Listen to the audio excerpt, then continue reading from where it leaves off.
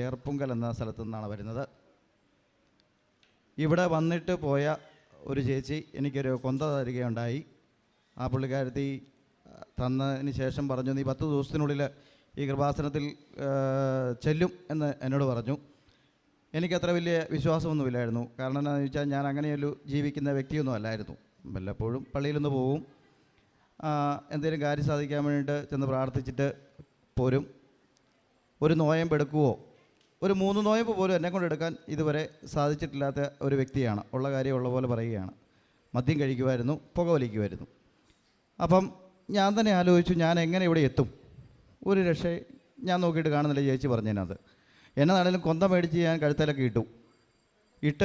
രണ്ടാമത്തെ ദിവസം ഞാൻ നോക്കുമ്പോൾ എൻ്റെ വൈഫ് പ്രഗ്നൻ്റാണ്. 2 തവണ അബോട്ടായിട്ട് പിള്ളേർ പോയതാണ്. ഒരു അപ്പൻഡിക്സിൻ്റെ ഓപ്പറേഷൻ വന്നതിന് ശേഷം ഉണ്ടായ 2 പിള്ളേർ അബോട്ടായിട്ട് പോയി. അപ്പോൾ അതിന് ശേഷം ഉണ്ടാകില്ലെന്നൊക്കെ പറഞ്ഞ് ഡോക്ടേഴ്സൊക്കെ പറഞ്ഞിരുന്നെങ്കിലും പിന്നെ തമ്പുരാൻ്റെ കൃപ കൊണ്ട് ഉണ്ടായ ഒരു കൊച്ചാണ്.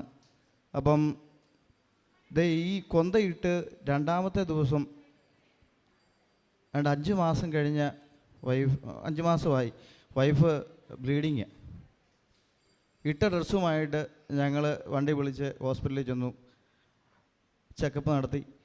ഡോക്ടർ എന്നെ വിളിച്ചിട്ട് പറഞ്ഞു, ഞാനത് ആരോടും പറഞ്ഞിട്ടില്ല, ഡോക്ടർ എന്നെ വിളിച്ചിട്ട് പറഞ്ഞു, ഞാൻ ചെയ്യാനുള്ളത് ചെയ്തു, എനിക്കത്ര ഉറപ്പൊന്നുമില്ല. ഞാൻ വൈഫിനോടും പറഞ്ഞില്ല, ആരോടും പറഞ്ഞില്ല. ഞാൻ നേരെ വീട്ടിൽ വന്നു.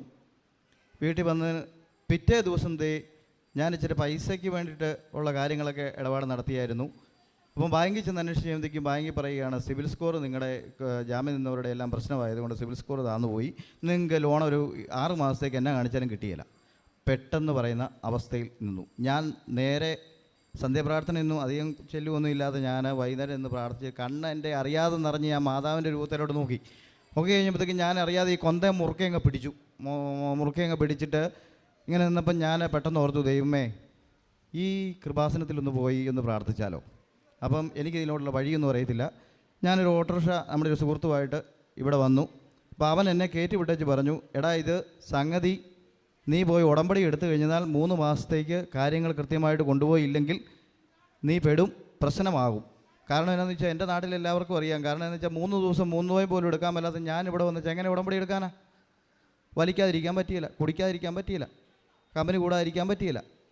ഞാൻ എന്നതാണെങ്കിലും 2ഉം കൽപ്പിച്ച് ഇതിനകത്ത് കയറി ടോക്കണൊക്കെ എടുത്തു. കൗൺസിലിങ്ങിന് കയറി. എൻ്റെ കൂട്ടത്തിൽ അന്ന് 3 ആണുങ്ങൾ, ഞങ്ങൾ 3 പേരെ ഉണ്ടായിരുന്നുള്ളൂ.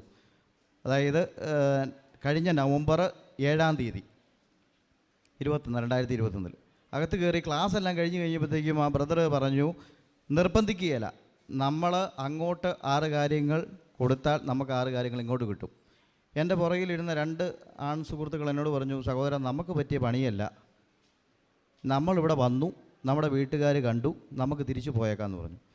ഞാൻ അവിടെയും വീണില്ല. ഞാൻ പറഞ്ഞു, എന്നതാണെങ്കിലും ഞാൻ ഇവിടുന്ന് ഉടമ്പടി എടുത്തിട്ടേ പോകത്തുള്ളൂ എന്ന് പറഞ്ഞ് ഞാൻ ഇവിടുന്ന് ഉടമ്പടി എടുത്ത് വീട്ടിൽ ചെന്ന് 2ാമത്തെ ദിവസം എനിക്ക് സൊസൈറ്റിയിൽ നിന്ന് വിളി വന്നു, നിങ്ങളുടെ കാര്യങ്ങളൊക്കെ ഒന്ന് പുതുക്കാറായി, നിങ്ങൾക്ക് വേണമെങ്കിൽ 1 ലക്ഷം രൂപ തരാം.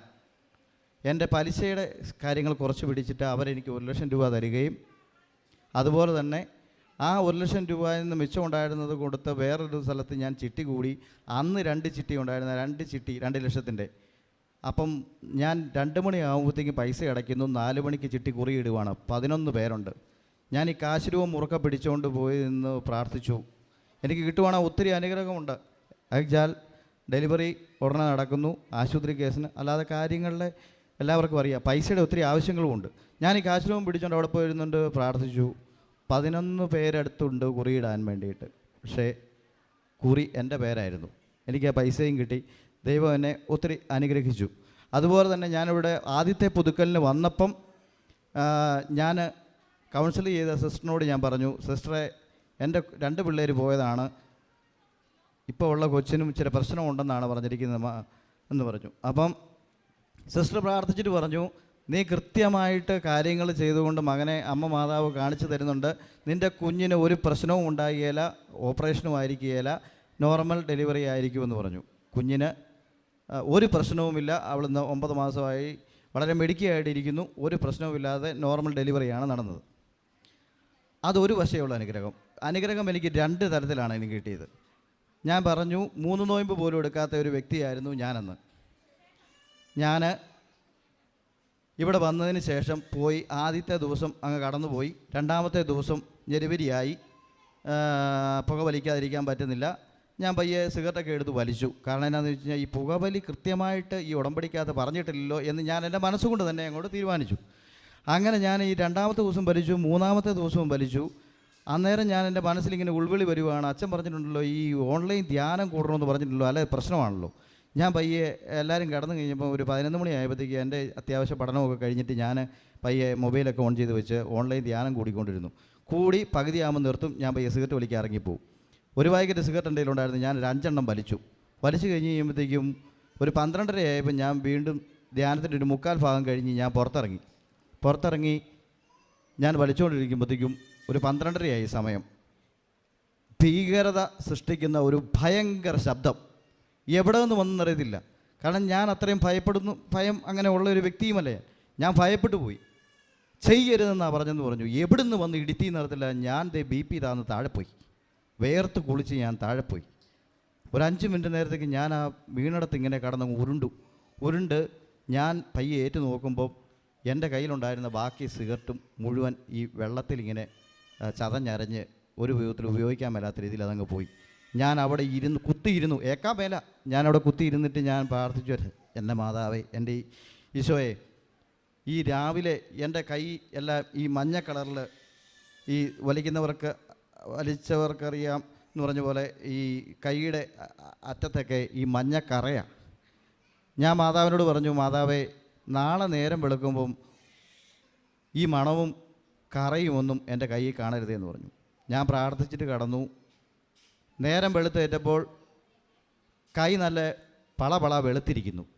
22 വർഷമായിട്ട് തുടങ്ങിയ മദ്യപാനവും പുകവലിയും ഇവിടെ വന്ന് ഇന്ന് 1 വർഷം കഴിഞ്ഞതിന് ശേഷമുള്ള വീണ്ടും പുതുക്കലാണ്. 4ാമത്തെ തവണയാണ് ഞാൻ പുതുക്കുന്നത്. ഇതുവരെ എനിക്ക് ആ ദുശീലത്തിലേക്ക് കടന്നു പോകാൻ ദൈവം എന്നെ ഇടവരുത്തിയിട്ടില്ല. ദൈവ അനുഗ്രഹമാണ്. ദൈവത്തിന് പ്രത്യേകം നന്ദി പറയുന്നു. അമ്മ മാതാവിന് എല്ലാവിധ അനുഗ്രഹം നൽകി അമ്മ മാതാവിന് പ്രത്യേകം നന്ദി പറയുന്നു. പ്രിയമുള്ളവരെ, സിജോ സെബാസ്റ്റ്യൻ ഒരു സ്കൂളിൽ വർക്ക് ചെയ്യുന്ന ആളാണ്. അദ്ദേഹം ഇവിടെ